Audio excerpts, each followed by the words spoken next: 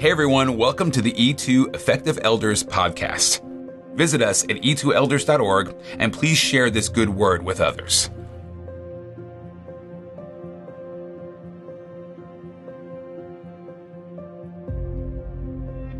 Hello everybody, I'm Mike Killebrew. I am privileged to serve as the E2 Partnership Director. Now, for all of 2022, we are sharing a good word each month on our E2 video podcast.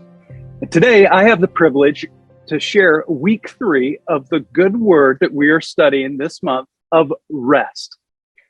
On the first week, Gary spoke about the first letter in that word rest.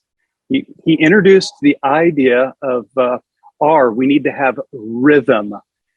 Now, last week, Debbie unpacked the letter E, and she shared that it's so important that when we think about rest, that we need to enjoy rest. There's no reason to feel guilty about resting, but instead we need to enjoy that rest. It's the way God designed it.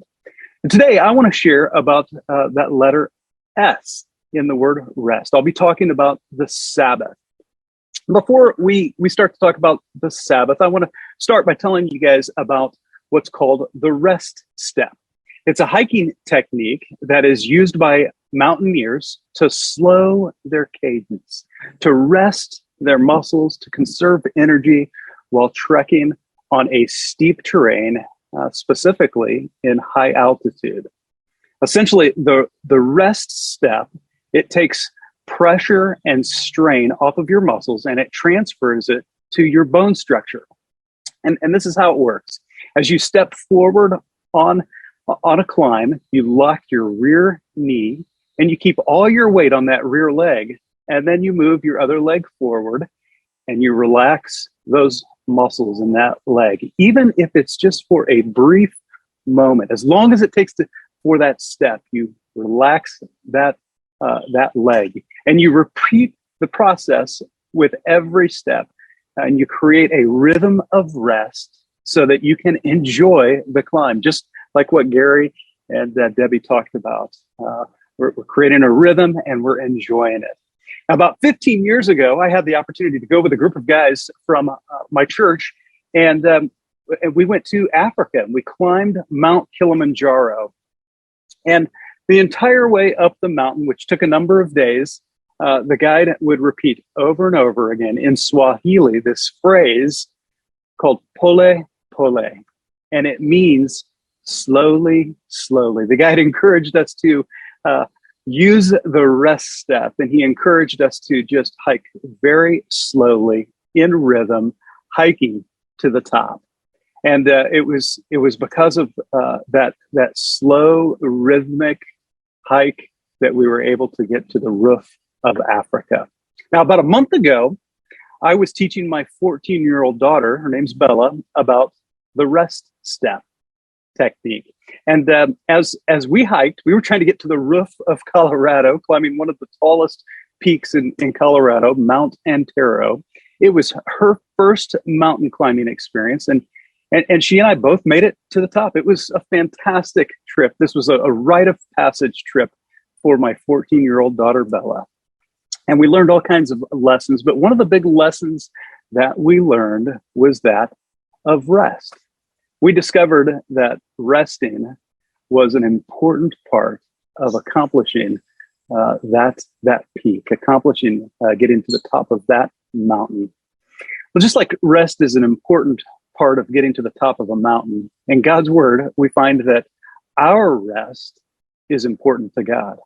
The idea of rest is first established by God for us in Genesis chapter 2, verse 2, when he himself gives us the example of rest. Let me read this for us.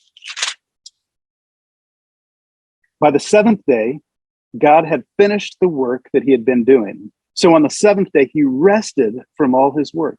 And God blessed the seventh day and he made it holy, because on it he rested from all the work of creating that he had done. This was his example.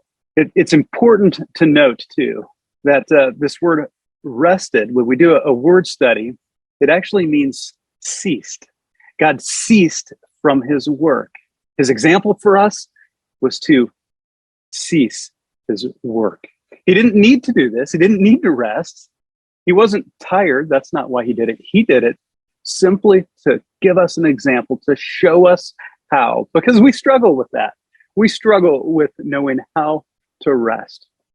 But what we find in these early words in God's word is that rest is important to God. Our rest is important to God. In fact, it's so important to God that he commands us again to do it in Exodus chapter 20, verse 8. This is the fourth command. It's in a list of the Ten Commandments. We're all familiar with those. He commands us to remember the Sabbath day by keeping it holy. 6 days you shall labor and do all your work, but on the seventh day, that's the Sabbath. And you're supposed to give that to the Lord your God. We're familiar with this passage. We know it. It continues with all kinds of additional details that we need to know about the Ten Commandments. And this is the command that God gives the most words to. It's the one he spends the most time with in this list of ways to bring honor to him.